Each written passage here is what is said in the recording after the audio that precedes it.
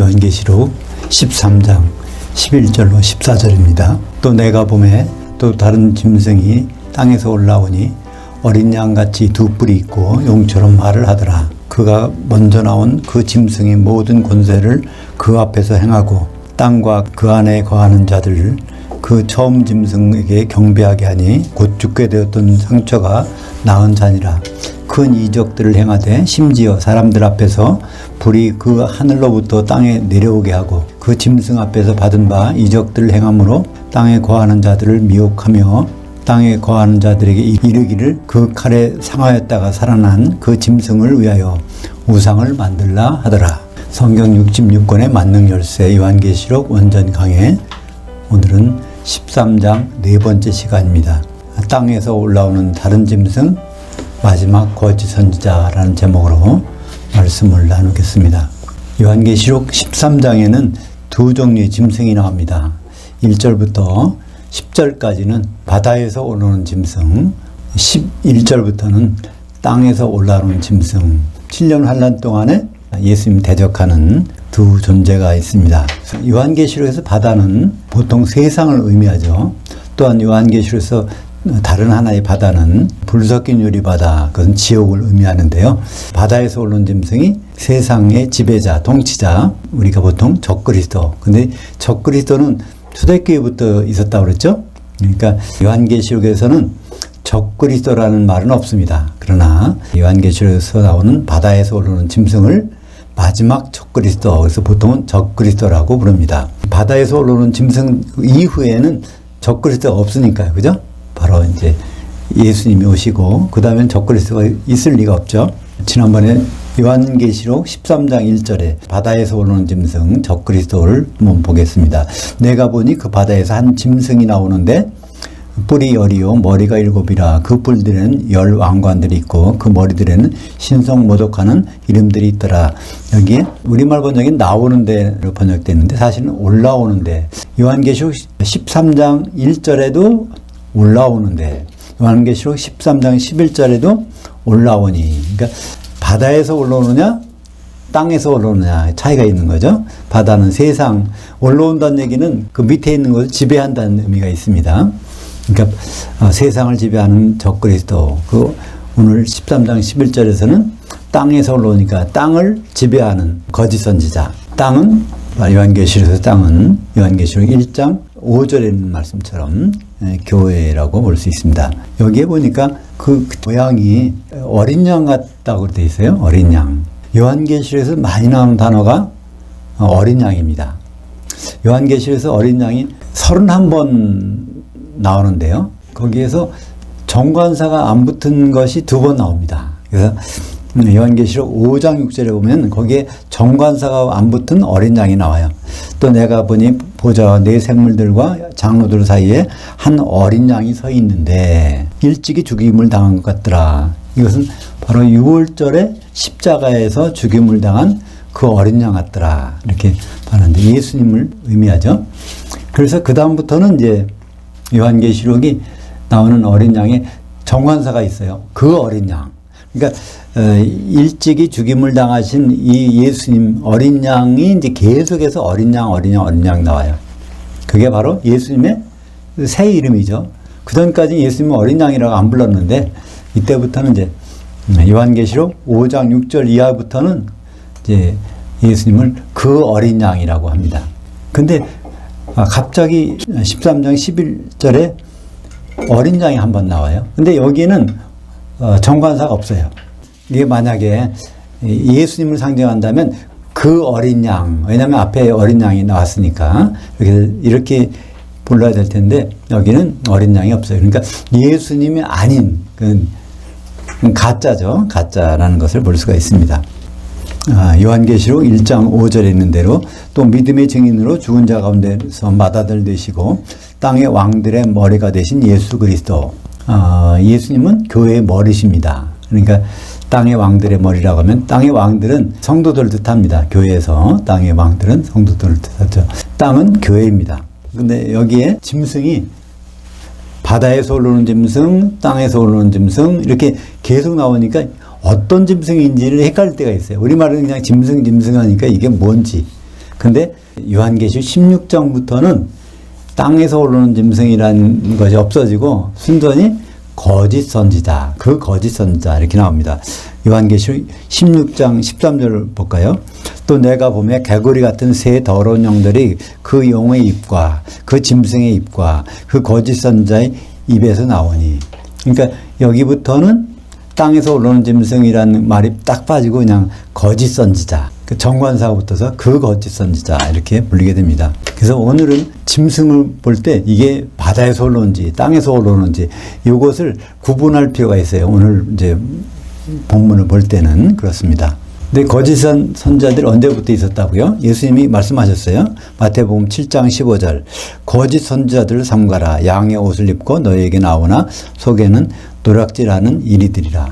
그러면 거짓 선지자라면 이거는 우리 시대에는 없을 것 같죠?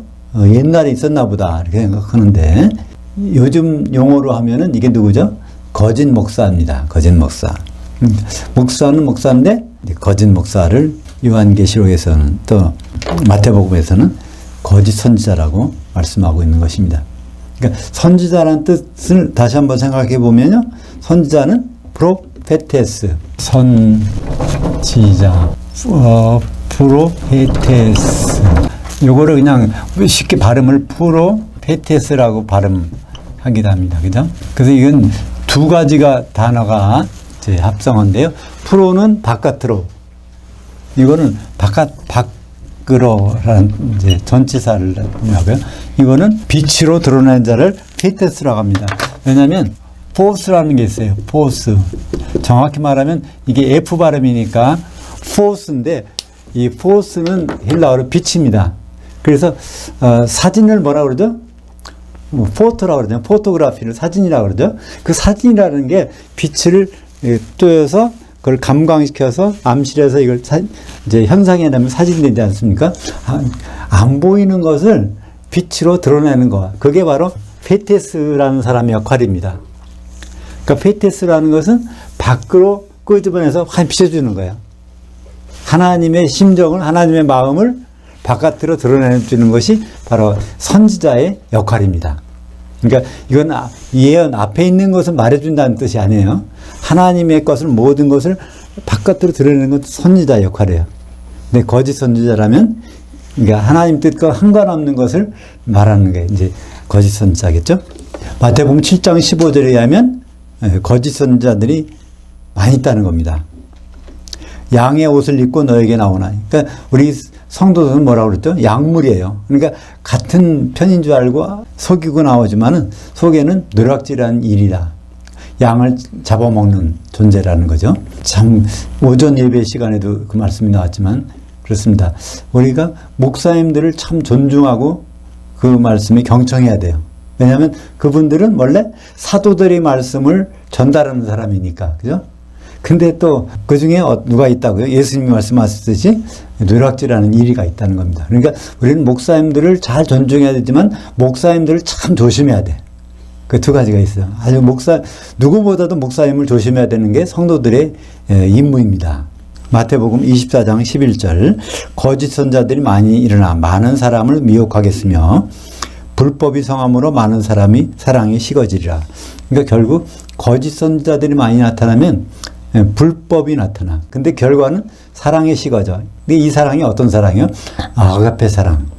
아가페 사랑으로 서로 살아가는 것이 세계명인데 이 거짓 선지자들이 많이 나타나면은 그 사랑이 아가페 사랑이 없어져 버려요.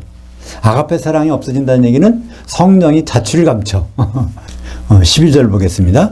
그 선지자가 먼저 나온 그 짐승의 모든 권세를 그 앞에서 행하고.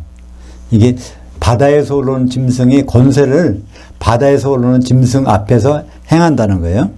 그러니까 요한계시록 13장 11절부터는요. 바다에서 올라오는 짐승이 행동하는 것이 아무것도 없어요.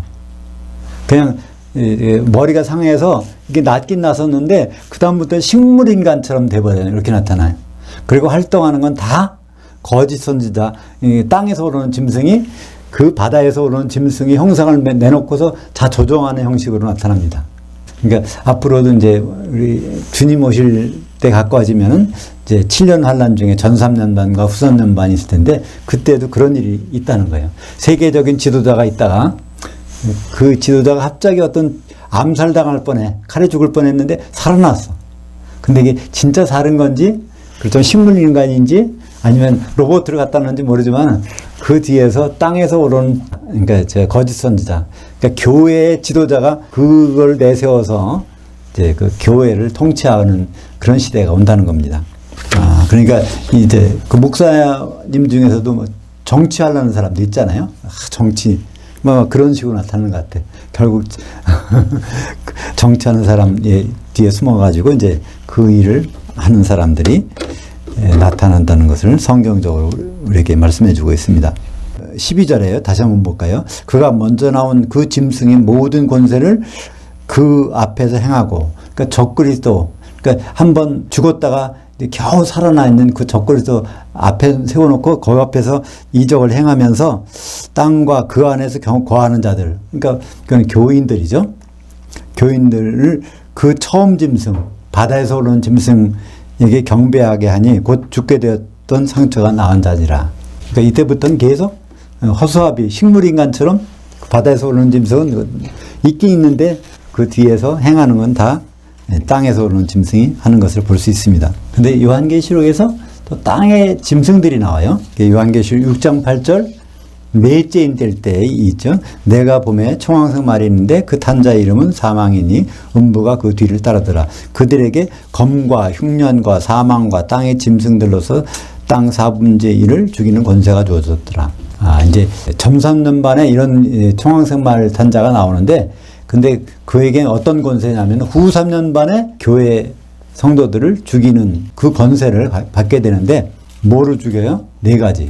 검과 흉년과 사망과 땅의 짐승들로. 검은 여기에서 그냥 보통 칼이 아니라 롬파이아라고 하는 전쟁용 칼입니다. 전쟁용 칼. 그러니까 전쟁과 흉년과, 그러니까 기근이죠. 기근과 사망과 죽이는 일과 땅의 짐승들로. 그러니까 땅의 짐승들로서 죽인다는 것은 맹수를 풀어가지고 죽이는 게 아니라 이게 바로 거짓 선지자라는 걸 알 수 있죠. 그래서 땅에서 오르는 짐승은 아주 마지막 거짓 선지자고, 이제 그 밑에서 많은 거짓 선지자가 있단 말이에요. 거짓 목사들이. 그래서 그것으로서 사람들을 죽이는 일이 있을 것입니다. 근데 여기서 넷째 인을 뗄 때 청황색 말 탄 자가 있는데 그 이름이 뭐라고요? 사망.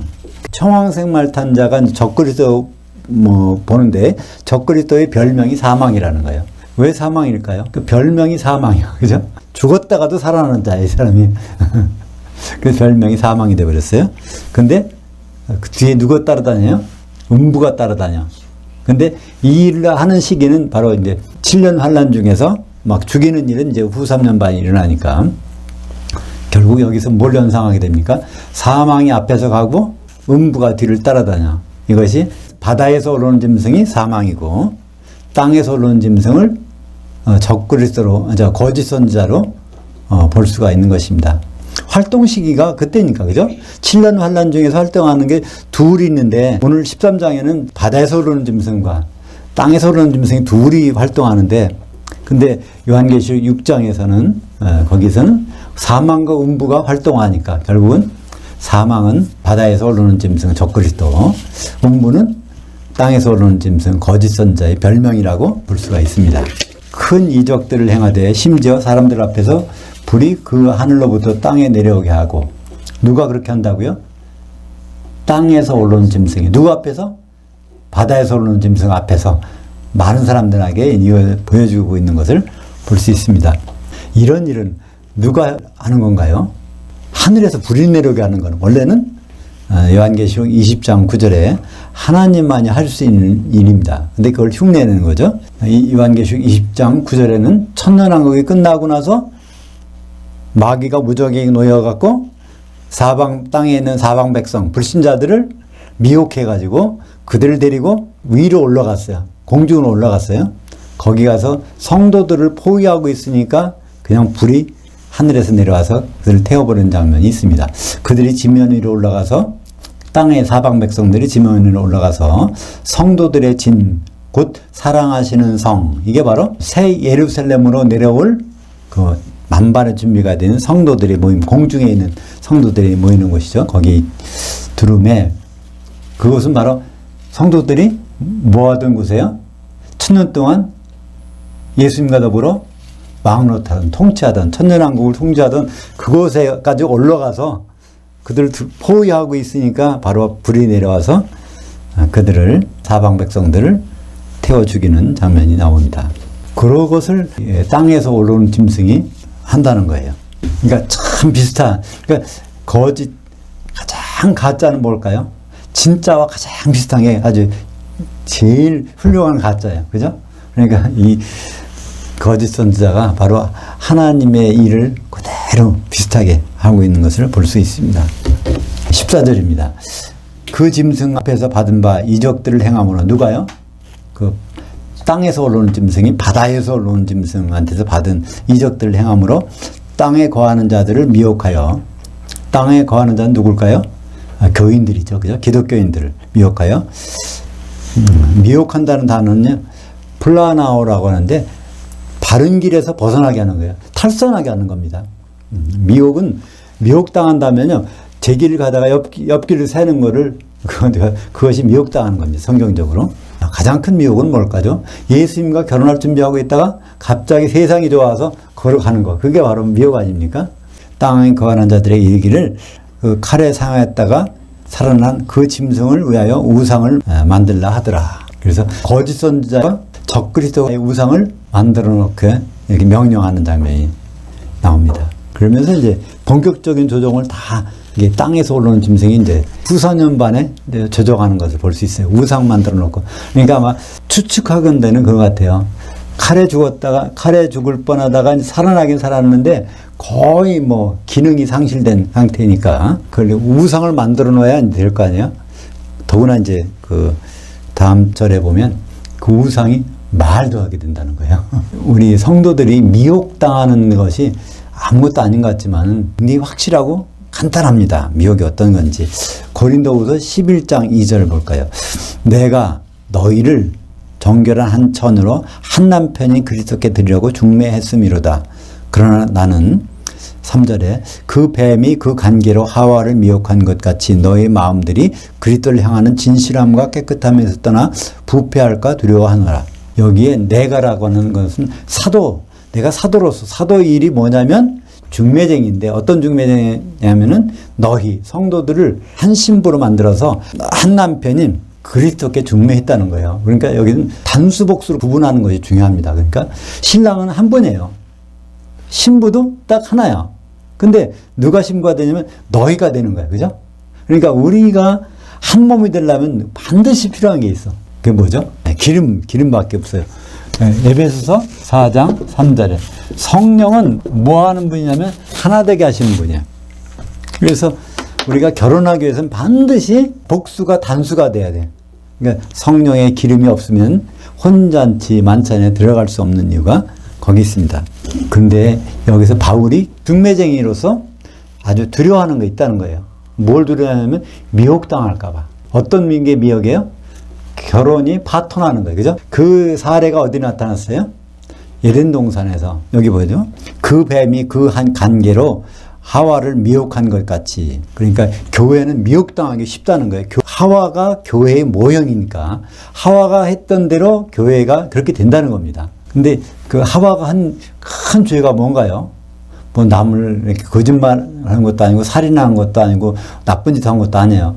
하와는 다 한 가지야. 남편과 헤어질 만한 일을 한 거야. 그죠? 선악과를 먹으면 바로 하와는 죽어야 되니까 남편과 헤어지는 일만이 남았잖아요.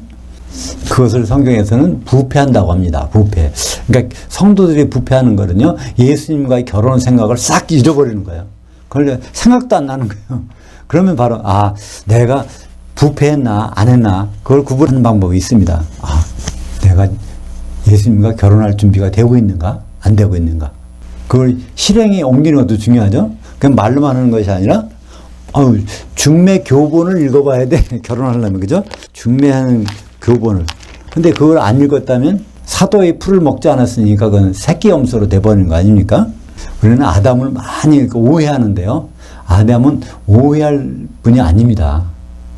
아담은 죄를 지은 게 아니에요. 근데 죄는 졌어. 왜 졌을까요? 자기 죄가 아니라 아내를 위해서 죄를 짊어진 거야. 예수님처럼. 예수님은 죄인이 아니지만 죄를 지셨어요. 십자가에는 죄인만이 올라가니까 그 죄를 짊어지셨어. 마찬가지로 디모데전서 2장 14절에 그 말씀하고 있습니다. 아담이 속은 것이 아니고 그 여자, 그 아내가 속아서 죄에 빠졌습니다. 아담은 속아서 선악과를 먹은 게 절대로 아닙니다. 왜 먹었죠? 그 아내를 사랑하기 때문에. 아내가 가는 길로 가기 위해서 할 수 없이 선악과를 먹게 됐던 것입니다. 성경에는 우상이라는 말이 두 종류의 말이 나와요. 에이돌론이라는 것이 있고 에이콘이라는 것이 있습니다. 오늘은 여기 14절에 에이콘이 나오는데, 에이돌론에서 나온 게 요즘에 많이 유행하는, K-팝에서 많이 유행하는 게 있죠. 아이돌, 영어 단어 아이돌, 이게 우상이라는 거. 요 영어 아이돌이 헬라어 에이돌론에서 나온 겁니다. 뭘 만들어 놓고 거기에 이제 숭배하는 거. 숭배의 대상으로 만들어 놓은 것이 에이돌론 아이돌입니다. 에이콘이라는 우상은요, 에이콘에서 나온 말이 뭐가 나왔죠? 이모티콘이라는 말씀은 다 아니죠? 이모티콘. 이모티콘은 합성어예요. 이모티콘. 이미지하고 아이콘.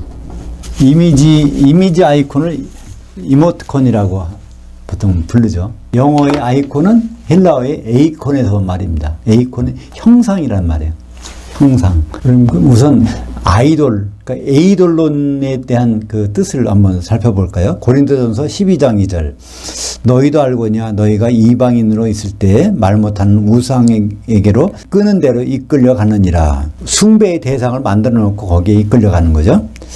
요한계시록 9장 20절에 거기도 에이돌론이 나옵니다. 요한계시록에서는 에이돌론이 딱 한 군데 나와요. 요한계시록 9장 20절. 이 재앙에 죽지 않고 남은 사람들은 손으로 행한 일을 회개하지 아니하고 오히려 여러 귀신들과 또는 보거나 듣거나 다니거나 하지 못하는 금, 은, 동과 목석의 우상들에게 절하고 또 그 살인과 복술과 음행과 도둑질을 회개하지 아니하더라. 그러니까 우리는 회개가 쉬울 것 같죠? 근데 후 3년 반이 돼도 회개가 잘 안 되는 모양이에요. 깊이 빠지면은. 그러니까 회개하지 아니하고 회개하지 아니하더라. 그 우상을 놓고 음행하는 거. 다른 말로 하면은 예수님과 다른 것에 대해서 사랑하고 거기에 애착을 갖는 거. 이게 다 우상 숭배입니다. 성경에서. 에베소서 5장 5절. 그러니까 과연 우상 숭배가 무엇인지 너희도 정녕 이것을 알거니와 음행하는 자나 더러운 자나 탐하는 자 곧 우상 숭배자들은 다 하나님이신 그리스도의 나라에서 기업을 얻지 못하리니. 여기 에베소서 5장 5절에서 바로 예수님이 하나님이라는 말씀이 있어요. 하나님이신 예수님, 예수 그리스도. 그의 나라라는 것은 천년왕국이죠. 천년왕국에서 기업을 얻지 못한다는 것. 음행한 자 그렇다는 겁니다. 음행. 그러니까 예수님을 남편으로 생각하고 결혼 준비 안 하는 자들은 천년왕국에서 살 수 없다는 거예요. 골로새서 3장 5절. 그러므로 땅에 있는 지체를 죽이라. 곧 음란과 부정과 사욕과 악한 정욕과 탐심이니 탐심은 우상숭배니라. 그러니까 우상숭배가 보통 우상을 만들어 놓고 거기 숭배하는 것뿐 아니라 보이지 않는 우상이 많아요. 그죠? 그것도 다 에이돌론, 아이돌, 보이지 않는 것도 거기 들어갑니다.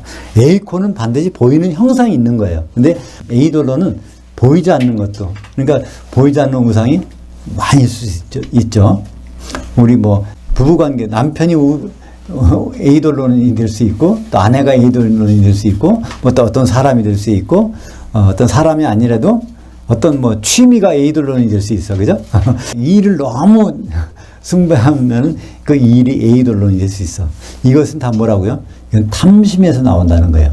예수님 말고 다른 걸 더 탐하는 마음이 생기면은 이게 바로 우상숭배고 천년왕국에 들어갈 자격이 없다는 겁니다. 그러면 이제 에이돌론과 달리 에이콘에 대해서 한번 살펴볼까요? 고린도후서 4장 4절. 그 후에 이 시대의 신이 믿지 아니하는 자들의 마음을 혼미케 하여 그 그리스도의 영광의 광채와 그리스도의 영광의 봉급의 광채가 비치지 못하게 함이니 그 그리스도는 그 하나님의 형상입니다. 그러니까 이건 눈에 보인다는 뜻이에요. 그죠? 눈에 보인다. 막연한 형상, 어떤 인격체가 그런 말이 아니에요. 우리 아버지 하나님은요, 보이지 아니하는 하나님이요. 볼 수가 없어. 예수님 하나님을 보았다면 거짓말이야. 근데 육안으로 볼 수 없는 하나님이 육안으로 볼 수 있는 분으로 오신 분이 예수님이라는 거예요. 그죠? 하나님의 형상이라는 얘기는 바로 피를 가졌다는 뜻입니다. 예수님이 피를 가지고 오셨어요. 요한계시록 13장 15절 보겠습니다. 그가 권세를 받아 그 짐승의 그 우상에게 생명의 영을 주어 그 짐승의 우상으로 말하게 하고 또 그 짐승의 우상에게 경배하지 아니하는 자는 몇이든지 다 죽이게 하더라. 그러니까 거짓 선지자가 땅에서 오르는 짐승이 바다에서 오르는 짐승을 우상을 만들어 놓고 그 다음에는 거기다가 영을 집어넣었다는 거야. 근데 영이 어떤 영일까요? 영은 한마디로 성경에서 영은 뭘까요? 천사입니다. 그죠? 히브리서 1장 14절 모든 천사들은 하나님이 부르시는 영들로서 구원받은 상속자들을 위하여 도우라고 보내심이 아니뇨. 그래서 원래 영은 천사입니다. 근데 이 천사가 타락하게 되면 얘 이제 귀신이라고 부르죠. 우리 성경책에 많은 귀신들은 다 푸뉴마 영을 번역할 때 나쁜 용도로 쓸 때는 다 귀신이라고 번역됐습니다. 그러니까 이 바다에서 올라온 짐승이 그 머리가 상해서 갑자기 죽게 됐는데 겨우 살아났어. 근데 그걸 내세울 수 없으니까 뭐 광화문 광장에 큰 상을 마련해놓고 그 형상을 만들어놓고 근데 거기다가 영을 집어넣었어요. 귀신을 집어넣어가지고 말을 한단 말이에요. 그 전까지는 한마디로 이 세상에서 우상이 말하는 거 보셨나요? 그건 없다고 돼 있어요. 성경에서도 우상이 말하는 법은 없다고 돼 있어요. 근데 우상이 말하는 게 이제 앞으로 생길 때 그때가 지나면 3년 반 이내에 예수님 오십니다. 그죠? 아, 우상이 말을 해? 근데 지금은 그런 일이 쉬워졌어요. 그죠?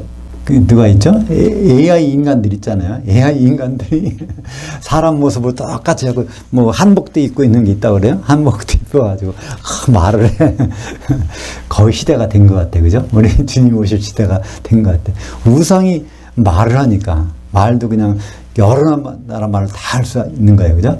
그건 이제 다음 시간에 건데 연결되었기 때문에 그래서 요한계시록 13장 15절의 내용인 바로 그 짐승의 우상이 귀신이 들어가서 말하는 장면이 기록되어 있는 것입니다. 그래서 요한계시록 14장 9절, 15장, 16장, 19장, 20장에서 거기 전부 다 우상이 나옵니다. 바로 이 우상은 짐승, 바다에서 오르는 짐승을 땅에서 오르는 짐승이 우상으로 만들어서 해놓고 그것을 경배하는 자에게만 표를 받게 되는 거예요. 그러니까 표 받는 것이 아무나 받는 것은 아닙니다. 경배해야 표를 주는 거예요. 그러니까 지금 뭐 짐승의 표를 받는다, 큰일 났다, 뭐 큰일 난다, 용서를 못한다, 그건 다 가짜입니다. 왜냐하면 요한계시록에서 표는요, 짐승에게 경배할 때 표를 주게 돼 있어요. 그러니까 아직 짐승이 나타나지 않았으니까, 표면적으로 드러나지 않았으니까, 또 우상도 세워지지 않았어. 그러니까 짐승의 우상도 세워지지 않는 데다 거기에 그 짐승에게 경배하고 표를 받는 사람도 있겠어요? 그러니까 지금 많은 분들이 지금 666표가 나타나는데 그걸 맞으면 안 된다 뭐 이런 얘기들을 하고 있는데요. 이것은 좀 양치기 소년처럼 거짓말과 비슷한 겁니다. 그런 일을 많이 해봤자 뭐 우상표 받는 거 아무것도 아니래. 이렇게 하기 쉽게 되는 것이죠. 그럼 우상이 나오는 마지막 구절을 한번 읽어보고 마치도록 하겠습니다. 요한계시록 20장 4절 또 내가 보호자들 보니 거기 앉은 자들이 있어 심판하는 권세를 받았더라.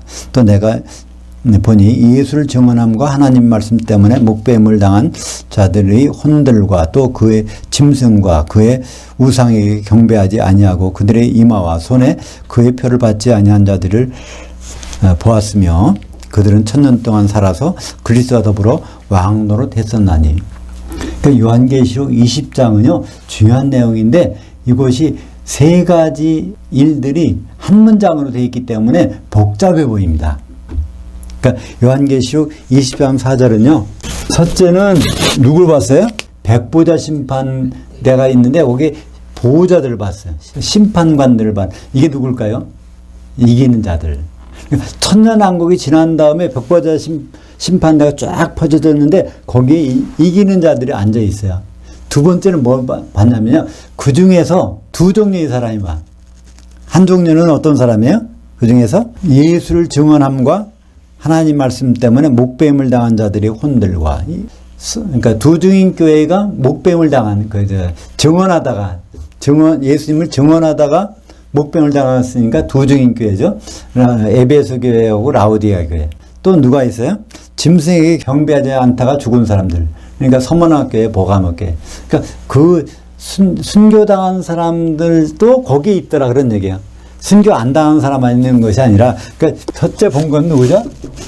그러니까 7개 교회에서 7개 교회에 이기는 자들을 다 본 거예요. 이기는 자. 근데 두 번째는 뭐 봤어요? 그 7개 교회에 이기는 자들 중에는 순교당한 사람들도 거기 있더라. 이거 본 거예요. 순교당한 사람만이 심판관이 아니라, 세 번째는 그 7개 교회에 이기는 자들이 어떤 사람이냐면 1000년 동안 살았었고 1000년 동안 그리스도 더불어 왕노릇 했었더라. 그런 얘기입니다. 살았다는 얘기가 살았었다. 그러니까 부활했다는 얘기가 아닙니다. 1000년 동안 살아 있는 거예요. 그리고 1000년 동안 그리스도와 더불어 왕노릇 한 겁니다. 그때 여기에서 이제 우상에게 경배하지 않았고, 그러니까 서머나 보가목에서 순교당한 사람 중에서 이기는 자들이 나오는 것이죠. 그래서 우리는 이 땅에서 올라오는 짐승을 유의하게 볼 필요가 있습니다. 땅에서 올라오는 짐승이 원래는 좋은 거예요. 그죠? 교회에 그 양들을 목양하는 그 사람들이 있는데 그 사람들 중에서 오히려 땅에 있는 자들을 완전히 잘못 인도하는, 미혹하는 그 경우가 굉장히 많다는 것이 요한계시를 통해서 오늘 말씀해 주시는 내용입니다. 기도하겠습니다. 하나님 아버지, 감사합니다. 오늘 땅에서 오르는 짐승의 정체를 다시 한번 살펴보았습니다. 바다에서 오르는 짐승, 땅에서 오르는 짐승, 그들이 예수님 오시기 직전에 활동할 터인데 우리들이 그 모습들을 보고 우리의 할 일을 다시 한번 잘 분별하는 지혜를 가질 수 있게 인도하여 주시옵소서. 예수님 이름으로 기도합니다. 아멘. 하늘들에 계신 우리 아버지여, 아버지 이름이 거룩히 여김을 받으시오며 아버지 통치가 임하시오며 아버지의 뜻이 하늘에서 이루어진 것 같이 땅에서도 이루어지이다. 오늘날 임박한 그 떡을 주시옵고 우리가 우리에게 빚진 자들을 사하여 준 것 같이 우리의 죄를 사하여 주옵시고 우리를 시험에 들게 하지 마옵시며 다만 그 악한 자에게서 구원하시옵소서. 대개 통치와 권능과 영광이 아버지께 영원히 있사옵나이다. 아멘.